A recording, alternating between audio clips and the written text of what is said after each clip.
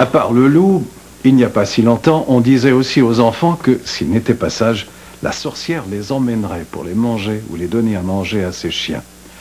Là aussi, il faut transcender la peur et faire la part de la légende et de la réalité. Une réalité que l'on ignore trop souvent.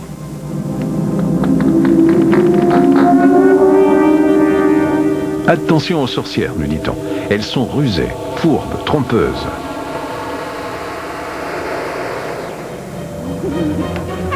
On les décrit généralement comme des vieilles décrépies au nez décoré d'une grosse verrue. Rien d'étonnant à ce qu'elles ne sortent pas en plein jour. Elles ne sortent donc qu'à minuit, l'heure du crime. Elles enfourchent alors leur balai et s'élancent dans le ciel. Certains auront peine à le croire, mais cela doit être encore plus inconfortable que de voler en 3e classe. Mais elles tolèrent cet inconfort dans un but. Le balai leur permet d'effacer la trace de leur passage dans le ciel. Elles ne sont pas aussi discrètes en ce qui concerne leur tenue vestimentaire. Elles sont coiffées d'un grand chapeau pointu, un signe immanquable de leur puissance maléfique. À l'époque médiévale, ce genre de chapeau était très mal vu du clergé, pour qui la pointe du chapeau évoquait les cornes du diable. Il y a encore des sorcières de nos jours, mais elles ont bien changé. La sorcellerie est bien vivante, et cela non seulement aux États-Unis, mais partout dans le monde. Et par sorcellerie, je fais allusion à la religion de la nature qu'elle était à l'origine. Le mot sorcière est lourd de sens. Lorsqu'on entend le mot sorcière, cela évoque notamment la puissance, une sorte de puissance maléfique. Nous ne vénérons pas Satan, nous ne croyons pas à Satan. La sorcellerie est devenue synonyme de satanisme à la suite d'une campagne de dénigrement au Moyen Âge.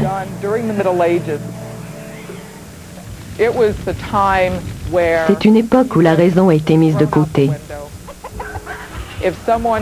Lorsqu'une personne n'était pas populaire dans la collectivité, ou lorsqu'on voulait s'emparer de ses terres, on n'avait qu'à l'accuser de sorcellerie, et les ennuis commençaient pour cette personne.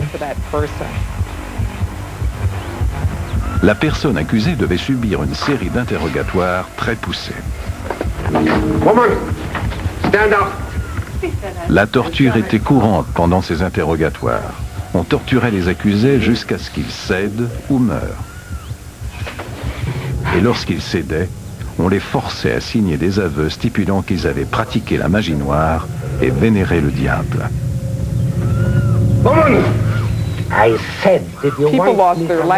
Des gens ont perdu leurs terres, ont croupi en prison pendant des années, ont été pendus et lapidés à mort.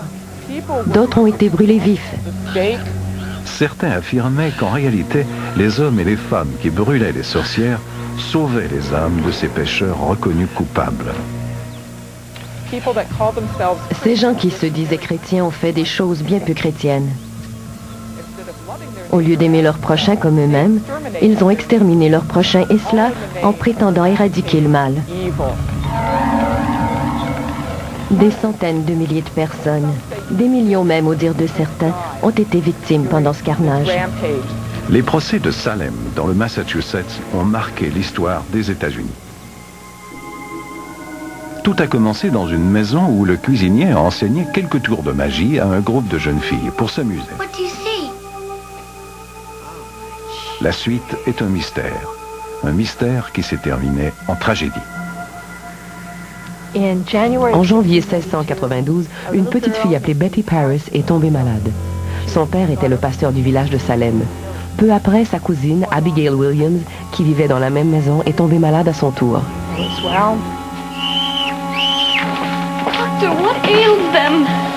Le révérend Paris a fait venir le médecin qui a examiné les jeunes filles.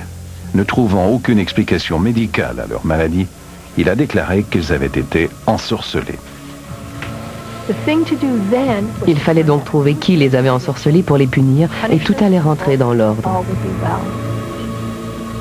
Au début, les jeunes filles ont refusé de donner les noms des personnes qui les avaient prétendument ensorcelées. Mais avec le temps, et sans doute parce qu'elles craignaient que l'on ne découvre qu'elles avaient elles-mêmes tâté de la magie, les jeunes filles effrayées ont commencé à dévoiler des noms. Les procès de Salem commençaient. Ça a été une époque terriblement effrayante, car si l'on prenait la défense de quelqu'un, ou si l'on témoignait en faveur d'une personne accusée, on risquait fort d'être accusé à son tour.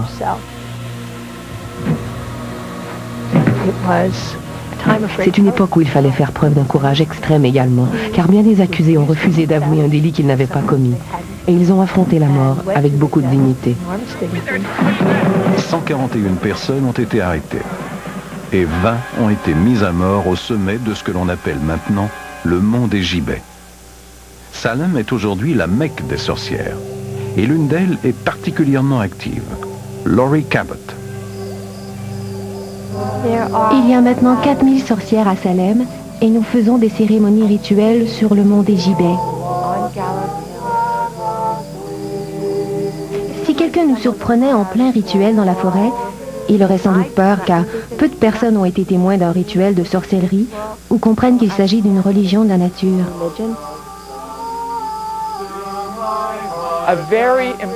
Une composante très importante de la plupart des rituels de sorcellerie est la délimitation de l'espace sacré. Cela prend généralement la forme d'un cercle. Le chapeau pointu de la sorcière représente le cercle sacré où l'on accomplit les rituels. Les sorcières se servent de certains instruments de base. Le pentacle, l'encens, souvent dans un chaudron.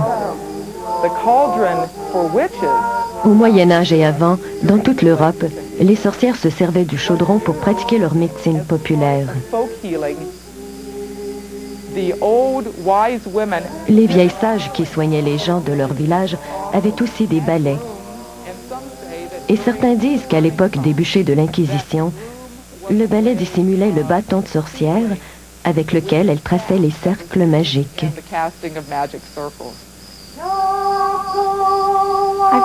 Je jette des sorts comme d'autres font des prières.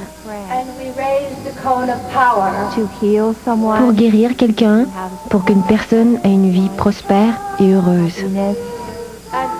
On dit que dans notre société, de plus en plus, la science est importante. Il y a un désir de rationalisme à l'extrême. Ça devient en quelque sorte une nouvelle religion, la science. Et que les gens ont besoin d'une expérience, de vivre une expérience, de vivre un secteur où il y a plus d'émotions et de pratique. Parce que c'est beaucoup pragmatique, la sorcellerie. C'est-à-dire, on a tous des procédés, des techniques, des incantations. La parole est très importante, les rituels sont importants. Alors, je pense qu'il y a un besoin et une recherche de ce savoir-là et de cette émotion-là, de cette expérience-là qui arrive. C'est pour ça qu'on a des ressurgences.